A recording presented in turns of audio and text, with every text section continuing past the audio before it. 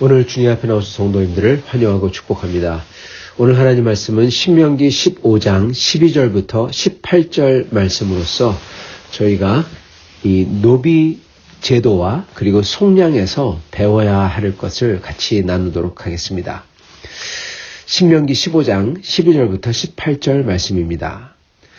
내 동족 히브리 남자나 히브리 여자가 내게 팔렸다 하자. 만일 6해 동안 너를 섬겼거든 7째 해 너는 그를 놓아 자유롭게 할 것이요. 그를 놓아 자유하게 할 때에는 빈손으로 가게 하지 말고 내 양무리 중에서와 타작 마당에서와 포도주 틀에서 그에게 후히 줄지니 곧 내 하나님 여호와께서 내게 복을 주신 대로 그에게 줄지니라. 너는 애굽 땅에서 종 되었던 것과 내 하나님 여호와께서 너를 속량하셨음을 기억하라. 그것으로 말미암아 내가 오늘 이같이 내게 명령하노라.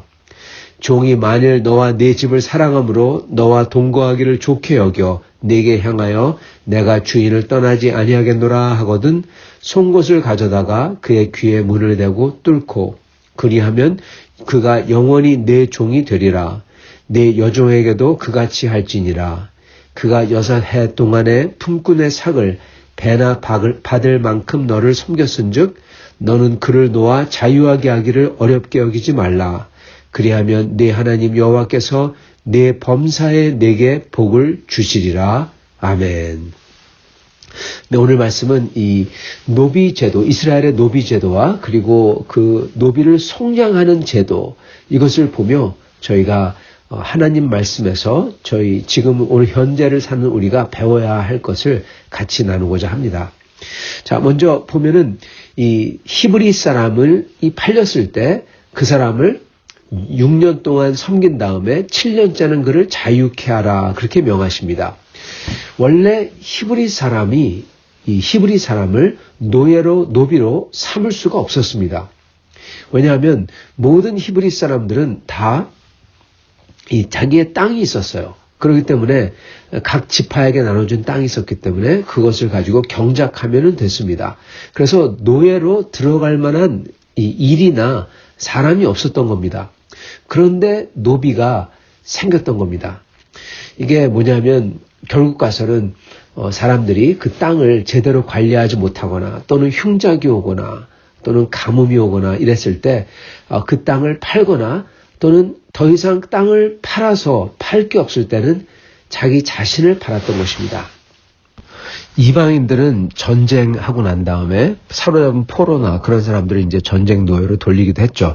그러나 같은 동족인데 같은 형제 자매 그렇게 했을 때 그것도 같은 시족 안에서 그 노예를 가지는 게 그게 말이 안 됐던 거죠. 그러나 잘 아시겠지만은 모든 인간 사회는 노비를 소유했고 소유하기를 원했습니다. 그래서 이 이스라엘 같은 경우도 결국 가서는 그렇게 갈 데 없어진 사람들, 그리고 소유가 없어진 사람들, 또는 이제 땅을 잃어버리고 그리고 노비로 쭉 살았던 사람들, 그런 사람들이 있었기 때문에 이거에 대한 하나님께서 이 법제를 하나님께서 주신 것입니다. 자, 먼저 하나님께서는 이 어떠한 노비든지 특히 그러니까 히브리 노비는 같은 동족의 노비는 팔렸을 때 반드시 7째 해에는 놔줘야 된다, 그렇게 말씀하십니다.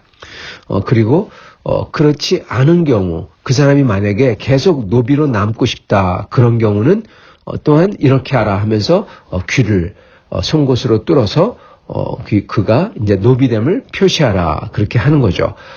사실 그래서 귀를 뚫는 거는, 그리고 그 귀를 뚫어서 그 집에 이 문에다가 이 못을 박듯이 이렇게 뚫는 거는 그 집에 영원히 속했다라는 것을 뜻하는 겁니다.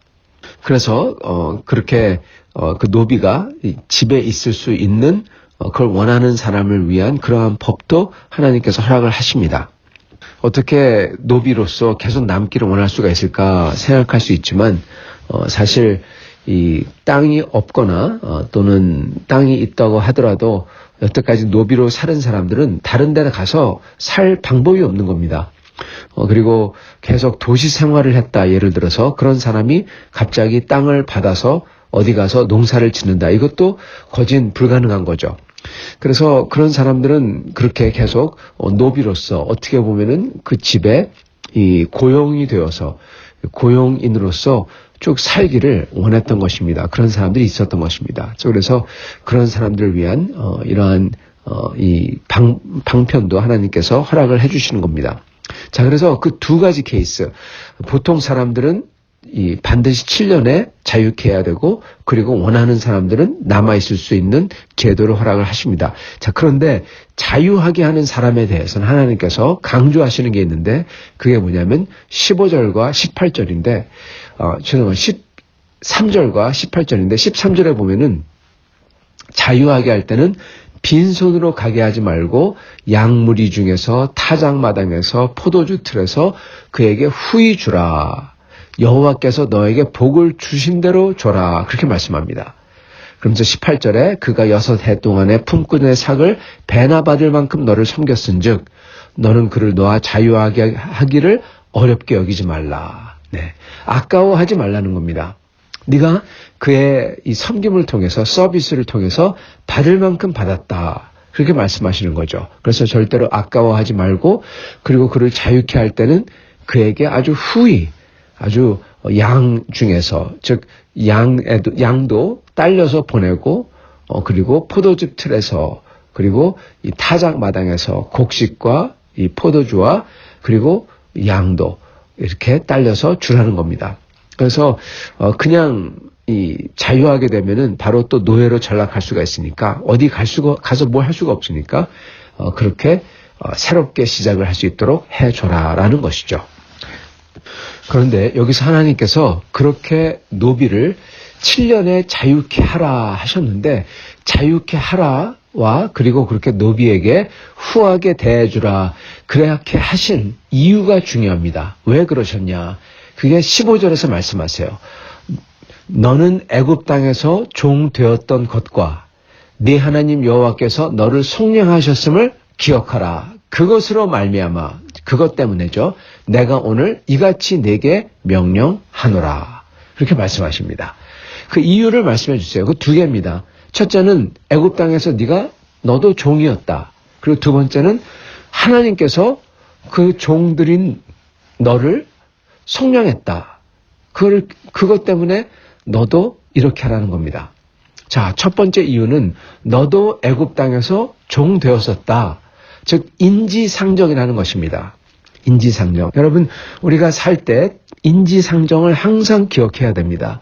즉 남을 대할 때 여러분, 나라면 하고 생각해 봐야 돼요. 나도 그러지 않았나, 그렇게 생각해 봐야 돼요. 그리고 나도 이렇게 했을 때 이랬는데 저 사람은 어떨까 하고, 내가 그랬다면 저 사람도 그랬겠지 하고, 그렇게 인지상정으로서 생각해 봐야 된다는 것입니다. 이 이스라엘 사람들도 종 되었는데 종으로서 그래 계속 종으로 살기 원하냐? 아니라는 거죠. 자유하기를 원하잖아요.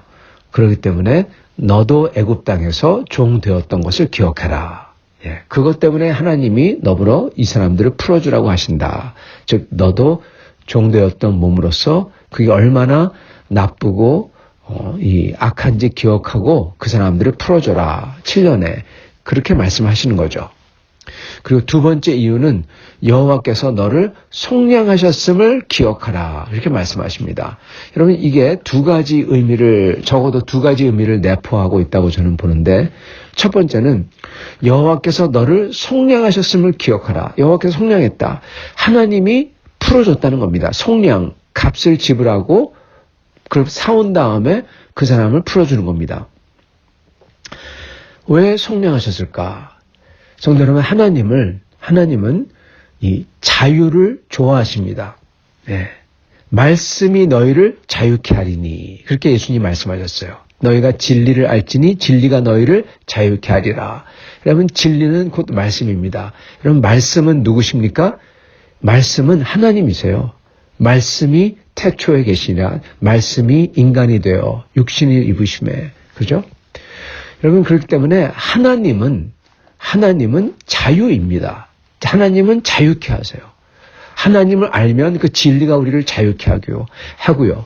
하나님은 자유를 좋아하십니다. 즉 하나님은 이 노예 제도를 싫어하시는 겁니다, 여러분. 그렇기 때문에 이 노예 제도 자체가 이게 사실은 악한 것입니다. 자, 그러나 하나님께서 그 당시에 노예 제도를 다 폐지해라 이렇게 말씀 안 하세요. 심지어 이 신약 시대에 와서도 사도 바울께서 도망친 노비 또는 노비들이 예수를 믿고 나서 자유를 갖다가 얻어야 되냐, 노비 제도를 탈출해야 되냐 이런 거 이슈에 대해서 사도 바울께서는 있는 그 자리에서 하나님을 섬겨라 이렇게 말씀합니다. 충성되. 왜냐하면 그렇게 있는 그 자리에서 섬길 때 그게 오히려 예수를 증거하는 증거가 되거든요. 예수를 믿었다고 다 도망쳐버리고 반란하고 그러면은 누가 예수를 믿겠습니까? 그렇기 때문에 이 예수 그리스도를 위해서 그분을 전도하기 위해서 그 십자가를 질 수 있다는 것입니다. 단 자유할 수 있거든 자유해라 이렇게 말씀합니다. 즉 자유가 좋은 거죠. 그리고 도망쳤던 노비인 빌레몬에 대해서도 사도 바울께서는 그를 자유하도록 이렇게 이끕니다. 죄송합니다. 이 빌레몬에게서 오네시모라는 노비가 도망치죠. 그래서 편지를 쓴 게 빌레몬서입니다. 빌레몬에게 편지를 쓴 거죠. 그래서 하나님은 신약 성경이나 구약 성경이나 하나님은 인간이 자유하기를 원하십니다. 그러나 그 당시 세상이 지금 너무나 그 노비 제도의 그 기틀 위에 세워져 있기 때문에 그것을 빼버리면은 모든 게 다 무너지는 겁니다. 아무것도 안 들어가요. 그 당시에는 뭐 기계도 없고 그러지 않습니까? 사실 현재에서는요, 기계가 있기 때문에 산업혁명이나 이런 게 있기 때문에 사실 저희는 더 이상 농노나 이런 사람들이 없더라도 사실 이게 저희가 웬만큼 사회가 돌아가는 것입니다. 근데 그 당시에는 없었기 때문에 그러한 그렇게 일해줄 사람들, 그 노비가 사실 있었던 겁니다. 자, 그러나 하나님께서는 그게 온전하지 않다고 보시는 거예요. 그렇기 때문에 하나님께서 너를 속량하셨음을 기억하라. 하나님은 속량하시는 분이에요. 하나님께서는 노비제도 자체를 싫어하신다는 겁니다. 그렇기 때문에 너도 그를 풀어줘라.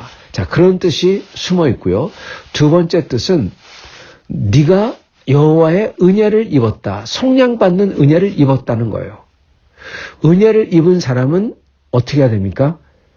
그도 은혜를 베풀어야 됩니다, 여러분. 그게 은혜 입은 사람의 온전한 행위이고 삶이에요. 이걸 어떻게 표현하냐?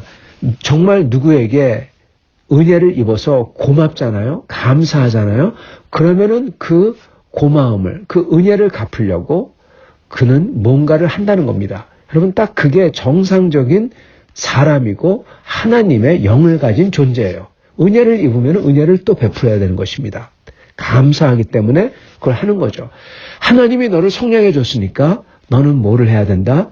너도 속량해야 된다는 겁니다. 은혜를 입은 사람으로서. 자, 여기서 우리가 배워야 될 게 몇 개 있습니다. 첫째는 우리의 소유가 우리 게 아니라는 사실입니다. 물론 하나님은 개인의 소유를 인정하십니다. 그리고 사실은 오직 성경이 있기 때문에 개인이라는 존재와 그가 소유한 것을 인정하는 그러한 일이 있을 수가 있습니다. 하나님은 이 세상을 창조하셔서 아담에게 주셨고 그가 다스리도록 했습니다. 그가 소유할 수 있도록 하신 겁니다.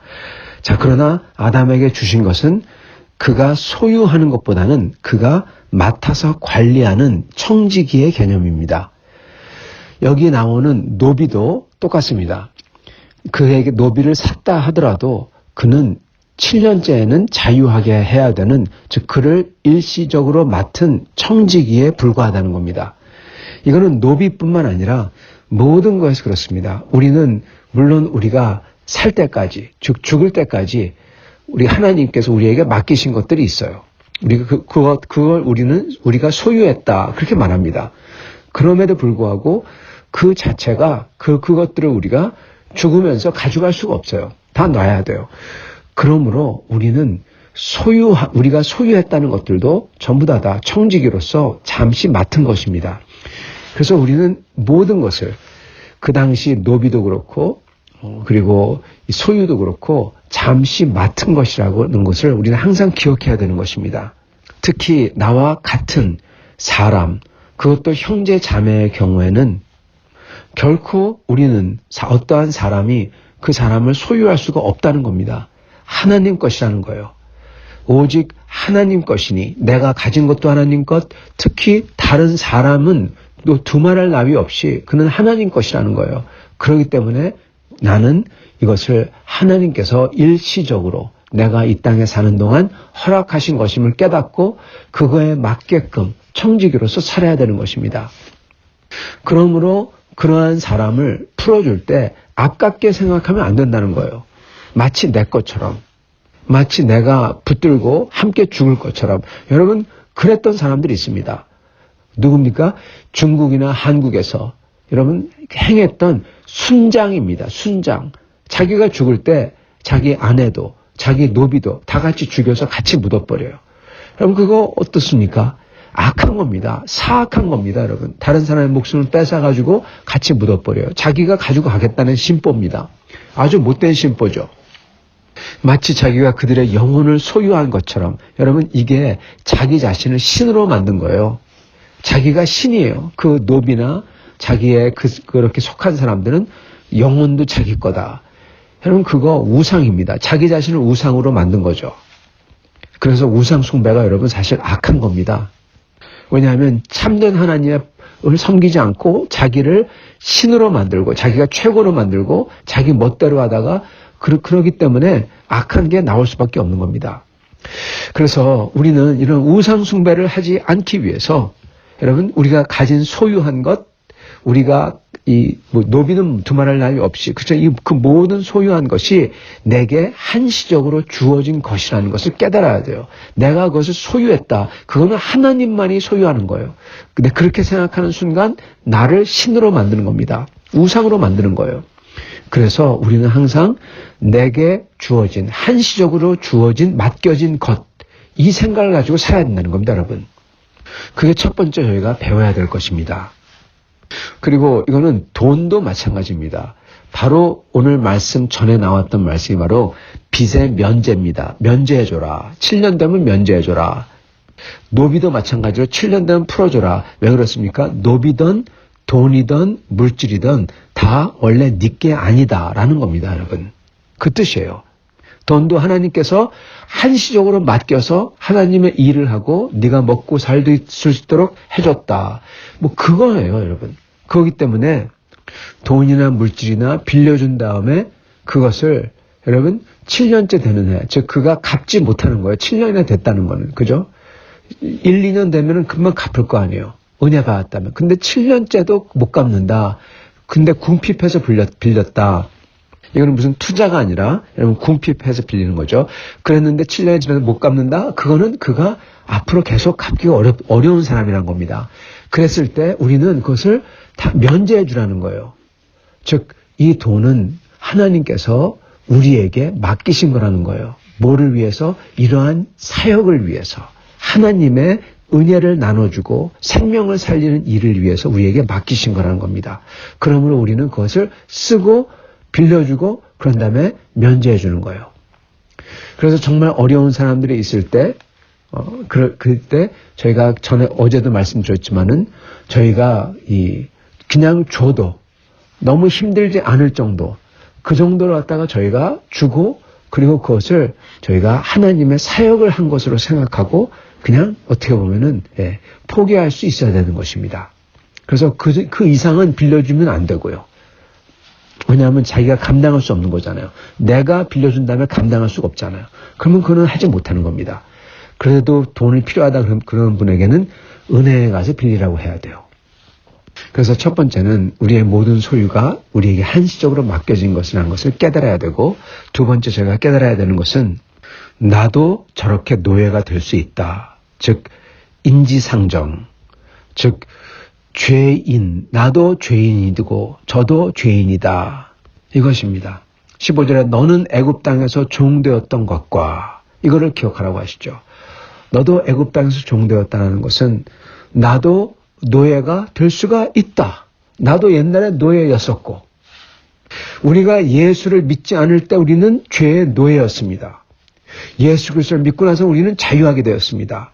그러므로 우리는 다른 사람을 볼 때, 예수를 안 믿는 사람을 볼 때 우리는 그를, 여러분 어떠한 마음을 가지고 봐야 됩니까? 긍휼한 마음을, 사랑하는 마음을 가지고 봐야 되고, 그리고 다른 죄인들, 심지어 우리를 핍박하며 못살게 구는 사람들을 보면서도 나도 저랬었지, 나도 죄인이었잖아요. 물론 저 정도는 아니었다고 아니었다고 말할 수 있겠지만은, 그렇지만 나도 죄인이었어요. 나도 소망이 없는 죄인이었습니다. 영 죽을 죄인이었죠. 그렇기 때문에 그렇게 죄인들, 심지어 나쁜 사람들을 보더라도 그에게 긍휼히 여기고 그를 사랑해야 되는 것입니다. 만약에 주인과 노비 관계라면은 나도 노비였었지, 나도 노비일 수가 있고, 그렇기 때문에 그 노비를 여러분 사랑해야 되고 긍휼히 여기고 그렇게 대해야 되는 것입니다. 우리는 모든 사람을 그렇게 대해야 돼요. 노비뿐만 아니라 이 믿지 않는 사람들도, 내게 죄를 진 사람들도, 나를 미워하거나 싫어하는 사람들도 그렇게 대해야 되는 것입니다. 나도 저럴 수가 있지, 그 생각을 가지고, 인지상정을 가지고 나도 죄인이니까, 그리고 그 죄인에게 사랑과 은혜로서 대해야 되는 것입니다. 그리고 세 번째 저희가 배워야 되는 것은 15절에 나오는 하나님 여호와께서 너를 속량하셨음을 기억하라. 하나님은 그러한 노비 제도를 싫어하시는 분입니다. 죄를 싫어하세요. 그렇기 때문에 저희는 그러한 이 사회에서 허락하지만 이 죄스러운 것을 저희가 하면 안 될 것입니다. 그리고 하나님은 속량하시기를 원하세요. 즉 용서하시기를 원하세요. 여러분, 빚의 면제나 노예를 자유케 해주는 거나 죄를 용서해 주는 거나 단어가 다 똑같습니다, 여러분. 그게 뭐냐? 사해주다, 없게 해주다라는 겁니다, 여러분. 그렇기 때문에 저희는 노비가 요즘에 없잖아요. 그렇기 때문에 저희는 여러분 다른 사람들의 죄를 면제해 줘야 돼요. 그들을 사해 줘야 됩니다.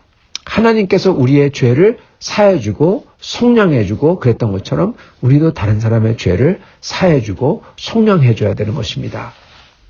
그리고 마지막으로 하나님께서 왜 이러한 노예 제도를 계속 완전히 그때 없애지 아니하시고 그래도 그것을 놔두시고 이렇게 그 배려를 하시는 것을 하셨을까 생각을 했을 때 물론 처음에 말씀드렸던 것처럼 그 사회가 기반이 그렇게 되었기 때문에 그거를 한꺼번에 바꿀 수 없기 때문에 그렇게 하신 이유도 있고요.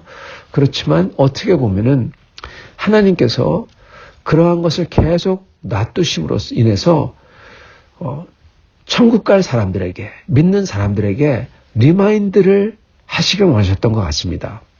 즉 너도 애굽 땅에서 저렇게 종이었다. 그러한 너를 하나님이 속량했다. 그러므로 너도 속량하는 삶을 용서하고 그들에게 자유를 주고 그러한 삶을 살아라.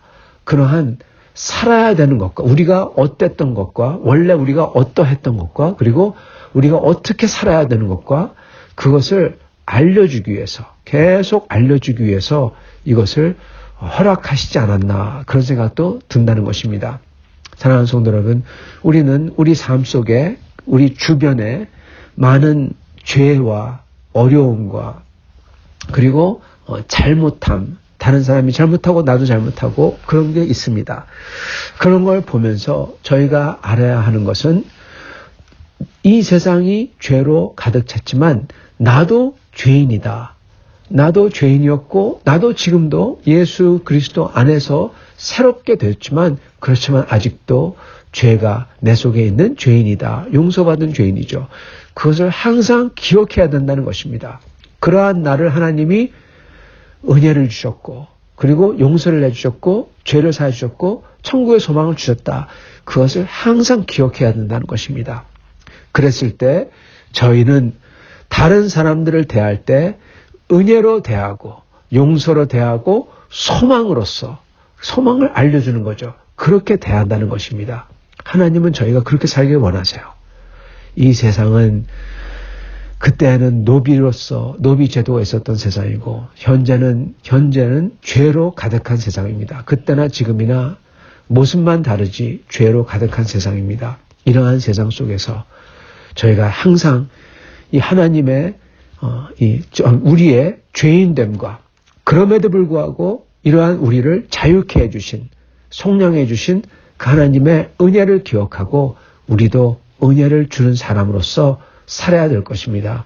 그리고 그렇게 할 때 아깝게 여기지 말고 풍성히 주고 풍성히 용서하며 풍성히 사랑하며 사는 사람들이 되어야 될 것입니다. 그게 하나님 원하시는 이 죄된 세상 안에서 사는 삶입니다. 우리를 하나님 나라로 데려가지 아니하시고 죄된 세상에 놔두시는 이유인 것입니다. 그렇게 은혜를 알고 항상 은혜에 충만하여 은혜를 베풀며 예수 그리스도를 증거하는 삶, 그거를 살도록 하기 위해서 우리를 여기에 놔두신 것입니다. 이렇게 사시는 은혜에 충만한 은혜를 다 나누시는 그러한 삶을 사시는 여러분과 저가 되기를 간절히 축원합니다. 같이 기도하겠습니다.